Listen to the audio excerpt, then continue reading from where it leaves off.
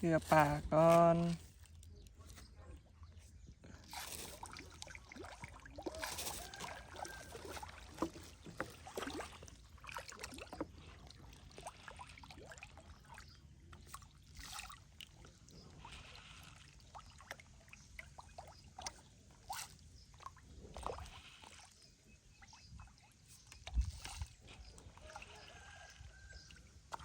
ลอยหลุดเลยพี่น้องปลานินนี่จักเดือนพี่น้องผู้ใดเคยเลี้ยงปลานินเนี่ยเลี้ยงปลานินนี่จักเดือนจังได้ปีกจังพอกินนะเหาะแม่ฮอดบอกพี่น้อง3 เดือน 4 เดือน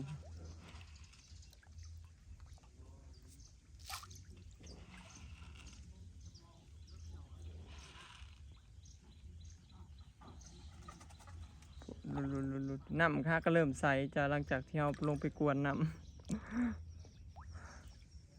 จนเขียวเลยลงไปลอยอาบน้องทำลงไปลอยเล่นเพิ่นคักที่พี่น้องเพิ่นได้อาบน้ำคลองน้องทำบ่ยอมขึ้น ลอยไปลอยมาอยู่เพิ่นนะ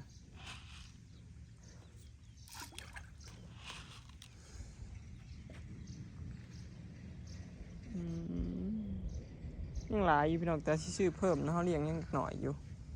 คลองเขามันใหญ่มันยังอยากกินยากไหมเลี้ยงเอาจนหัวลงสอนกันปลาก็เริ่มหูหลังจากที่ไปกวนมันหยาดทางนี้บ่มีแต่ทางนี้พี่น้อง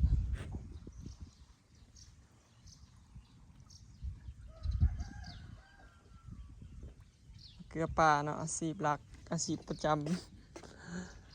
งานประจำของค่อยเกลือหมูเกลือปลาพี่น้องแต่ละมื้อเพื่อจะได้กินข้าวนะช่วยถ้าต้องตื่นตีห้านะแล้วแม่นทันอยู่กันตื่นตีห้าอันนี้บอยตื่น6 โมง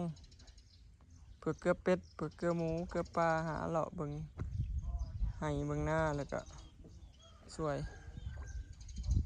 ปลานิ่นยังน้อยอยู่เด้ประมาณ3 เดือน 4 เดือนบ่พี่น้องจะได้กินปลานิ่นผู้ใดเคยเลี้ยงเนาะคอมเมนต์บอกกันเด้อพี่น้องว่าจักเดือนได้กินบอยก็บ่เคยเลี้ยงปลานิ่นดอกพี่น้องบ่เคยเลี้ยงปลานิ่นกินเลี้ยงปลานิ่นแบบเกลือแบบนี้ดอกเคยเลี้ยงปลานิ่นมีแต่เลี้ยงแบบเลี้ยงใส่น้องนะเลี้ยงใส่น้องแล้วก็เฮาเกลือมือบ่ได้เกลือสินะบ่เคยเลี้ยงแบบใส่อ่างใส่บ่อแบบนี้จักเทื่อ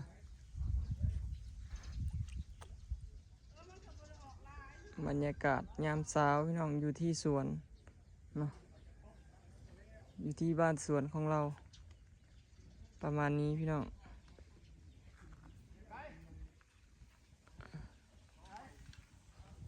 บอชิพามาเบิ่งหน่อไม้ออกหน่ออีกแล้วเด้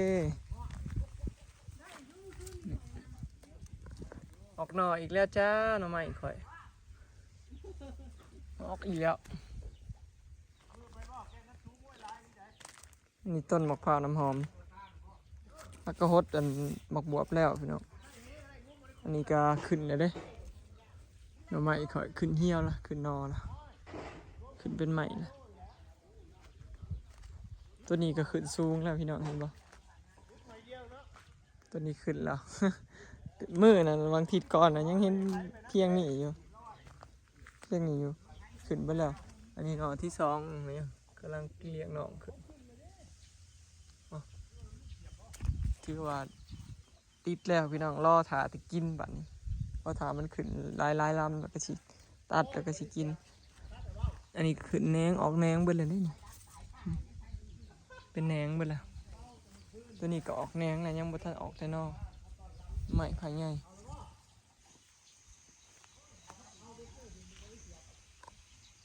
ประมาณนี้พี่น้องก็น้ำใหม่บอยอยู่พุ่น3 ต้นเนาะขุดออกจากนี่มาเบิ่งต้นนี้ดอกกระเจียวก็ออกพอได้เก็บอยู่พี่น้องแต่เอายังออกบ่หลายนี่ก็พอได้เก็บกินลวกอยู่ดอกน้อยนึงผู้มันออกทั้งผู้หักบ่หลายพี่น้องดอกกระเจียวค่ะและอันนี้ก็น้ำไม้อันนี้ก็ออกเลย ไม่ก็เขาเอิ้นว่าไม่อิหยังมันหกละเป็นพุ่มนี่วะนี่บอยปลาไว้นั่นนี่พี่น้องอยากให้มันเป็นห่มมันปลาเนี่ยมันเป็นห่มปลาเด้พักติ้วนี่ก็ออกถาเฮ็ดปวกนี่ยังเฮ็ดปวกยังบ่ได้เอามาปลูกไว้ถาแกงเฮ็ดปวกว่ะผักอีตู้ก็พร้อมบุรพาก็พร้อมกินกับตำกินกับลูกชิ้นปลูกครบเปรี้ยวมะเขือก็มีพร้อมปลูกไปตั้มปลูกไปปนปลูกทุกอย่างเลยพี่น้องนับตั้งแต่พริกมะเขือมะเล่นมะม่วงบดในสวนเฮานี่ยังเหลือแต่มะขามพี่น้องยังไม่ได้ปลูกมะขามที่ว่ามักไม้กินหมานะยังมะขามหวานไม่ได้ปลูกเนาะบอยสั่งใบมันหล่นแล้วมันปลิวไปในหน่อยกวดยากมันเบาก็เลยไม่ได้ปลูกเนาะข้าคิดเบิ่งก่อนว่าสิปลูกมันได้เนาะมันจักสิบ่หกนะเวลาใบมันหล่นกองเต็มมีแถวผืนปัดหยาปัดแล้วมันก็ปลิวไปสินะลมมามันก็ปลิวไปตัวที่คิดว่าน่าสิบ่ได้ปลูกมะขามหวานปลูกเงี้ยงที่แบบว่ามันบ่สกบ่เห็นว่าเปื้อนบ่ว่าหกนะเนาะปลูกตัวที่มันหล่นกับหล่นบลาย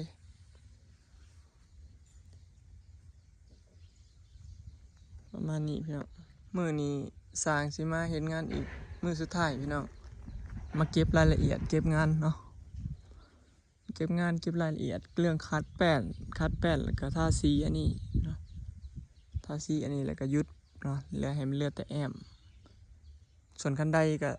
มือนี่แหละสิคิดว่าสิเฮ็ดจังไดดีเนาะว่าสิเทพื้นเลยบ่เพราะว่าบันไดเฮากายไว้ใส่ขี้ดินปวกสิขึ้นได้พี่น้อง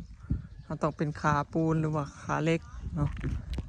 คันเป็นคาเหล็กนี่มันก็สิปวกบ่ขึ้นเนาะคันเป็นคาไม้นี่ปวกไต่ขึ้นแน่นอนพี่น้อง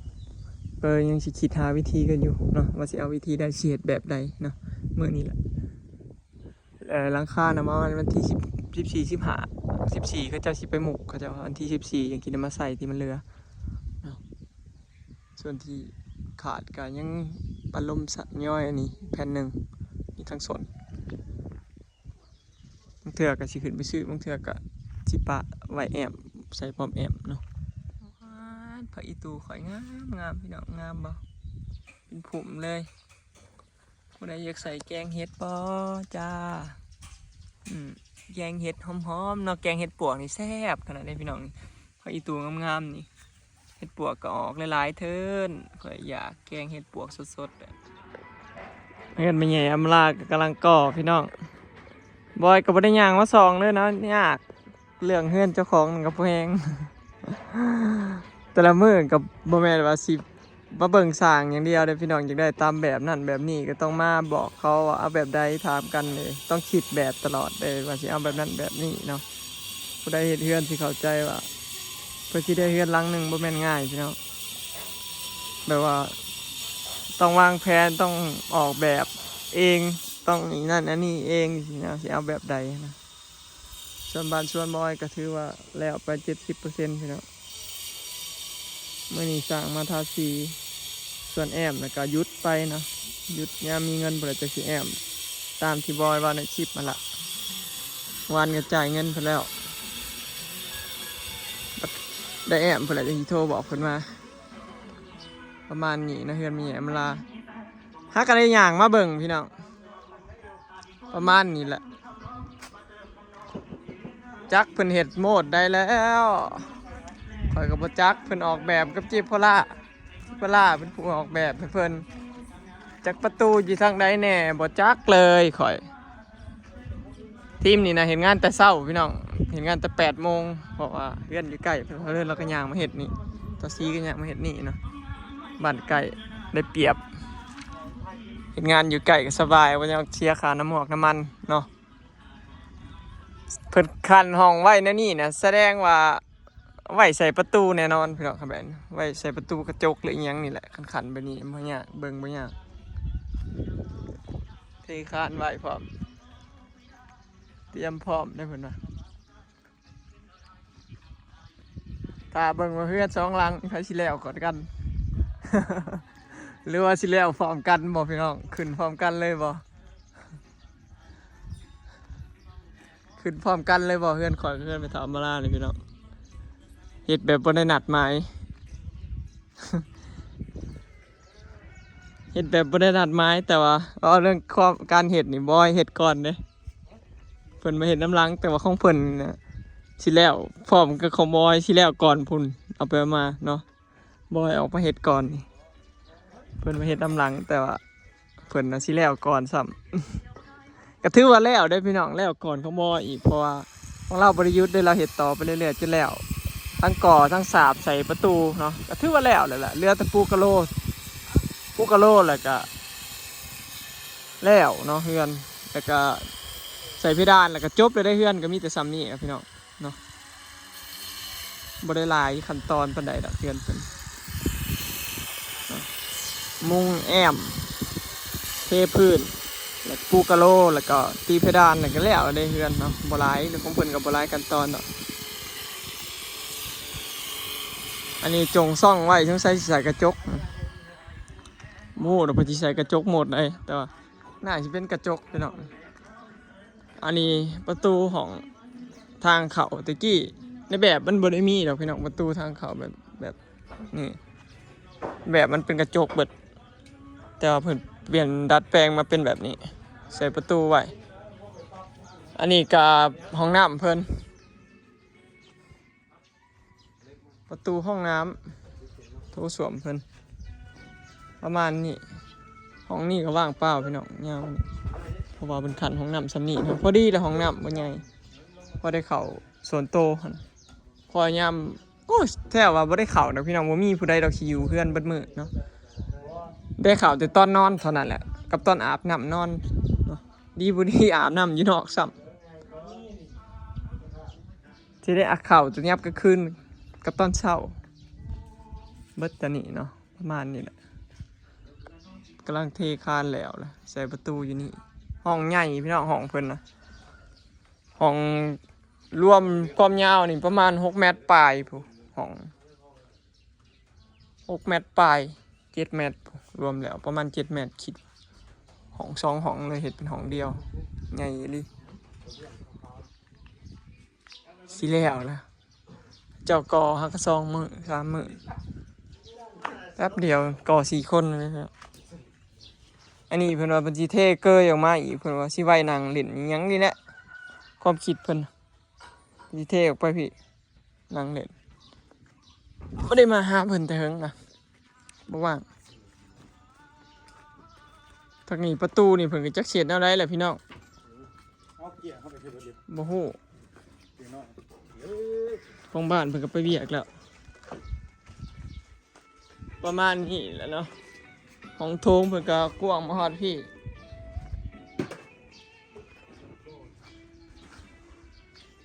อันนี้ห้องรับแขกเพิ่น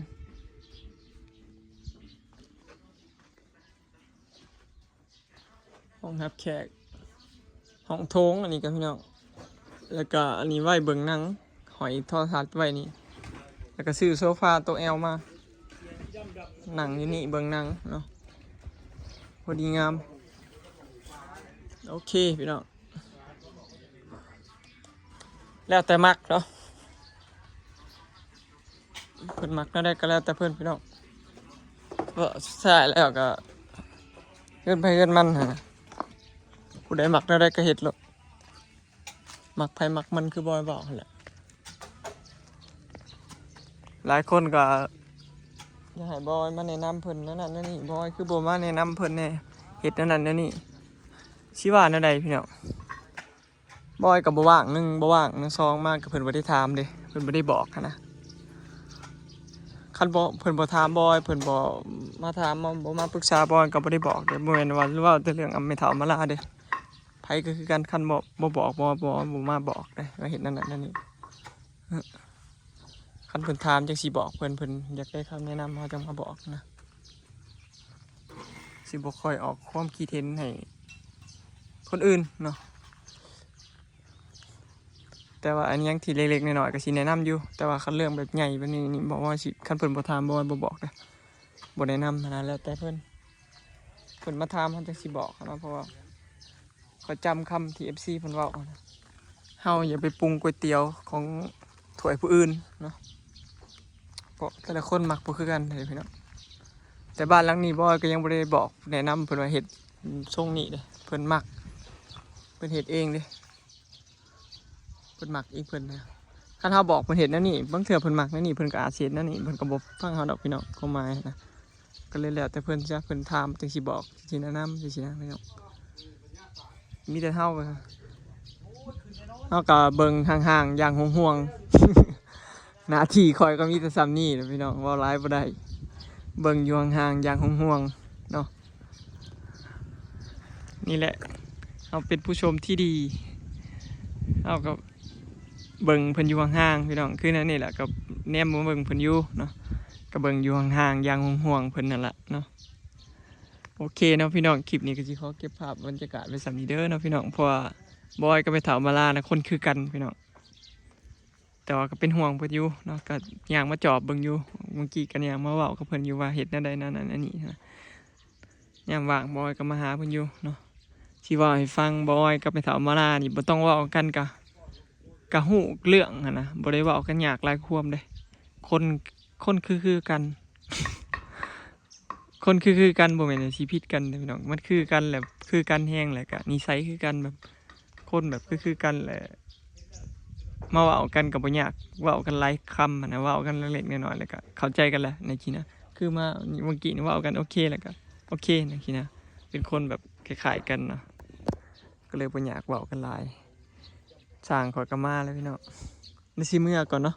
คลิปนี้ก็สิขอเก็บภาพบรรยากาศสำนี้เด้อพี่น้องขอบใจ FC เบ่สู่ผู้ทุกคนที่ติดตามแล้วก็เป็นกำลังใจให้ตลอดมาเด้อพี่น้องเนาะเดี๋ยวถ้ารอเบิ่งว่าเฮือนสองหลังนี้ผู้ใดสิแล้วกันหรือว่าสิได้ขึ้นพร้อมกันบ่พี่น้อง ไปแล้วสบายดี